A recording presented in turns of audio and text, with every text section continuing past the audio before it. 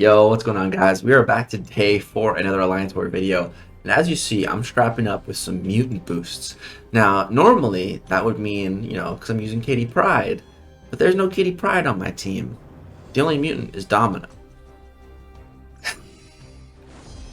Because for this war, there was a Nick Fury boss, and I was assigned it with Domino.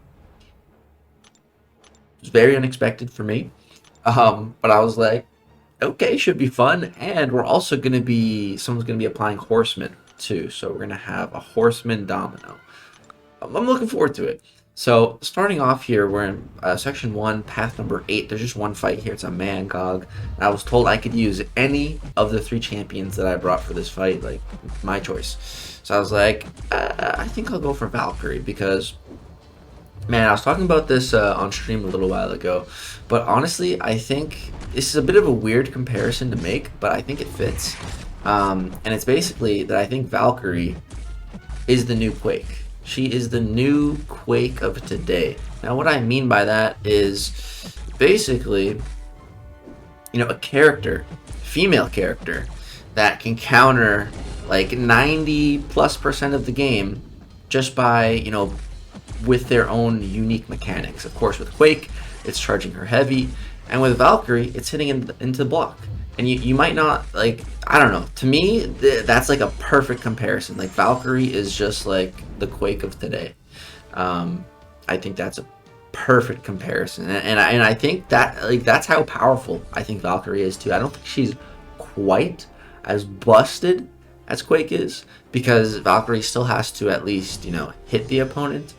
She still has to make contact, not technically hit them, but make contact. So, for example, like on nodes where if you hit them, you get a debuff, or if you hit their block, you get a different debuff. Like she's not gonna be able to like super counter that. So she still does need to make contact. So I don't think she's quite on the same level as Quake, but I think she's definitely still in that same tier and that powerful. I think it's a very good comparison. Let me know what you guys think about that in the comment section below. Do you agree? Do you disagree? Love to hear your thoughts on it. But now we go ahead and move into section 2, and we have another Valkyrie fight, and it's against this Spider-Man Supreme. And this guy is a very, very good defender, man. If he had like a bigger health pool, he'd be insane. He'd be insane. That's the only thing that makes him not the best defender, in my opinion, or like not the best champion overall. It's just his stats. Like, they're just not the best. His health pool is really tiny. I'm gonna pull up Aunt May right now. Actually, I want to see where his health pool is in the entire game. Wow, 1, 2, 3. So the bottom 3 are all 5-star locks. So Magic, Quake, and Ultron. So let's not count those. 1, 2, 3, 4, 5. Then it goes Rocket, Electro, Wasp, KG-2099, and then Spider-Man Supreme. Spider-Man Supreme has the lowest health pool out of every single Spider-Man character in the game. And Spider-Man characters are known to be squishy. Like, damn. Which, I mean, it's kind of a good thing, because fighting him, oh man, it'd be even a bigger pain if he had a bigger health pool. But, so maybe I should be happy that he doesn't have a big health pool. But at the same time, I don't know.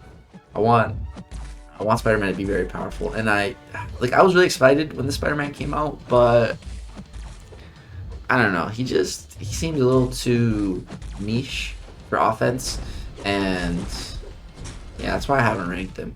But this fight's not going that great, man. We've been taking a lot of damage, and I can't get to my special 2, so I'm just opting to throw special 1s here, and yeah, that fight definitely did not go to plan.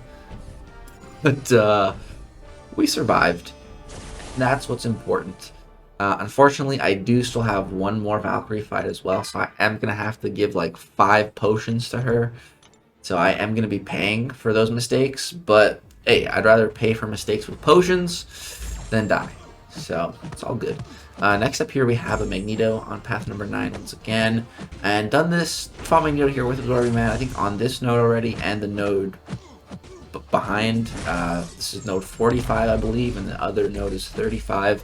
And yeah, I definitely that was annoying, got parried right there, but I definitely think Magneto's better on the previous node, because then you can't, that node has one eye open, then you can't even stun him. It makes him a lot more tricky. Here there was like really no issues here. See, I can just parry 1, 2, 3, boom, get the morph charges going. Here he's gonna throw special 2, I think, or no, I just go for the reparry. All right, and he's dead. So yeah, easy fight. And then at this point, I put Ace outside, and he was making some noise, so I had to go check on him mid-war. Come back inside. Now we gotta fight this Rintra. All my boosts were still good going. It was only like a couple minutes, but yeah. So I've done this fight I think one other time before, and I used an advanced power boost last time I did this fight, and it was that was a mistake. I just had too much power. I had too much power. So here I'm just gonna go for an invulnerability boost, and that's also gonna carry over to the war boss again, that Nick Fury, which we're gonna be taking with Domino. So yeah, with Valkyrie here, we just want to only hit into Rintra's block, and that's it. You see I Dex right at the start did that on purpose so that I had a buff, and you can see my power now just passively going up because of the rich get richer node. And yeah, Rintra is not going to be getting any buffs, hopefully, as long as I'm not like hitting him or anything. He does get a Fury buff because he crossed over 1 bar of power, but that's totally fine.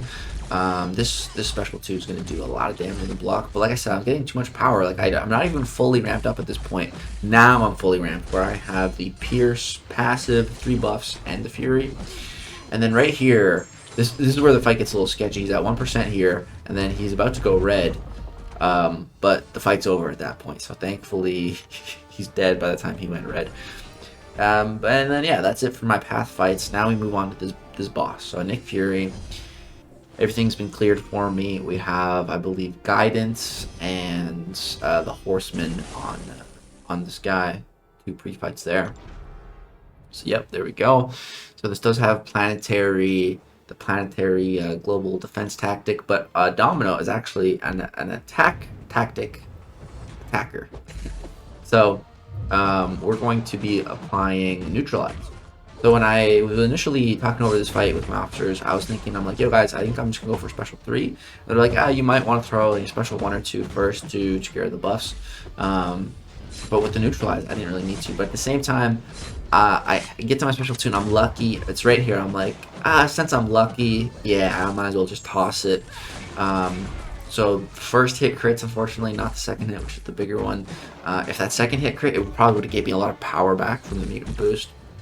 I also didn't really get bleeds or critical bleeds or anything, so I was like, well, that special 2 did not feel worth it at all. So now we're going for special 3. What I initially wanted to do, just gonna go for special 3 and hope we get some crit bleeds or something, and hopefully it does a lot of damage. So yeah, gonna go for 2 this time around. And fighting Nick Fury, man, I've fought Nick Fury so much. I actually enjoy fighting him. He's actually one of my favorite champs to fight. I find it fun. It's fun and challenging. That's what I like, because the challenge makes it more fun for me. But as long as it's not like too crazy, like it's challenging and engaging in a way where you can control the fight. You know, unlike some fights where no matter what you do, you're gonna take damage or just some BS. You know, Nick Fury, he's not really like that, except for when he just throws those special ones at the most inconvenient times and goes unblockable and hits you with it. That is. But yeah, throw another special 2 here. Boom, that goes ahead and kills the first life. Our special 3 hit for like 130k, I think, or something nutty like that. So it ended up giving us like a full bar of power back from the mutant boost, which was really nice. So now that we're moving into the second life phase, I thought this fight was essentially over, but things get tricky from here. So here you see he's at 17 charges and he's unblockable, and he's just gonna be a real jerk right now. He's like, he's gonna be like unblockable for the rest of this fight, and it's so frustrating because Nick Fury's AI, it's like he's programmed. I'm pretty sure he is. He's programmed to throw that special 1 to stay in unblockable. Like he's programmed to try to maintain his tactical charges. Because here I'm trying to bait a special, right? If I baited the special there, he would have gone over his 20 tactical charges. It would have been reset. He would have lost them all. We wouldn't have had to worry. But he's not doing that, and now he's getting so low that if he throws a special 1 now, he'll go unblockable. So like, he was just being a real jerk at the end here. So I had to be really careful, really careful here. I just want to finish this fight. 2%, 1 more combo, boom. There we go. The fight was going like so perfect. Like there's no worries at all the whole way through, right until the very end. Then he's just bumming around 16 charges. He's loitering around those tactical charges. But we got him down. So So I think Manuel said when I was starting this my path, he said the legs train or something, and I said call me the conductor, because I'm running this train. Choo choo. But yeah, so 6 items this war, just all from that Spider-Man Supreme fight, had him to heal up Valkyrie. But yeah, guys, that was my fight this war. A very interesting boss fight. Never used Domino to fight a war boss before. And unfortunately, not only do we lose again, but we lose to a tiebreaker on time again. Very so annoying, man. Tying like these. This is 3 losses in a row now. The first loss, we were 150-1, and we lost with that. Second loss, we had 4 deaths, they had 4 deaths, lost the time. Third loss, we had 5 deaths, they had 5 deaths, lost the time. So a couple of frustrating wars in a row to be losing just in this super close fashion. But is that at the same time that also does make the wars a lot more fun and enjoyable when they're going on, when it's so close, neck and neck, and just keeping an eye on scores. But yeah, it sucks, but it's all good. We win as an alliance, we lose as an alliance. I'm sure we'll still finish Masters, and that's all that really matters. So yeah, all good. We'll be back for another war soon, guys. Hope you enjoyed this one. If so, drop a thumbs up for that Domino boss fight. Subscribe if you want to see more content. Peace.